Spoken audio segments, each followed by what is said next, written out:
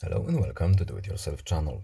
Today I will show you where to find the option, how to turn on battery saver and how to turn it off in Motorola Razr 60 phone. The fastest and easiest way to do it is to swipe top to bottom on the main screen, swipe again, and here in these shortcuts we are looking for our battery saver. Here it is, we can tap it once, now it's on, then again, tap it second time to turn it off. Alternatively, we can go to settings, then in settings we're looking for the battery menu, and in the battery menu we also have the battery saver with additional options.